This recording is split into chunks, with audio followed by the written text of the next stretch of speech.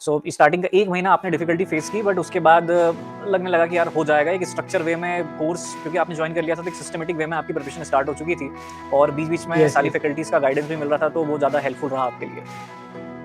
Yes, yes. Okay. पहला actually मैंने RCC का आपका ही स्टार्ट किया था मैंने। तो अच्छा। वो सब्जेक्ट था मैंने वहाँ से स्टार्ट किया, तो उससे बहुत बड़ा कॉन्फिडेंस मिला था मेरे को ओके, बट उस आरसीसी सब्जेक्ट हम में। तो जनरली कहते हैं कि स्ट्रेंथ ऑफ मटेरियल जब तक कंप्लीट नहीं कर लो, आरसीसी में उतनी ग्रिप नहीं बन पाएगी, फिर भी समझ में आ जाता है। लेकिन स्टिल आपने उठाया सीधा आरसीसी है, तो ऐसा कुछ प्रॉब्लम फेस करी क्या कि स्ट्रेंथ ऑफ मटेरियल नहीं पड़ा है तो समझ नहीं आ रहा है?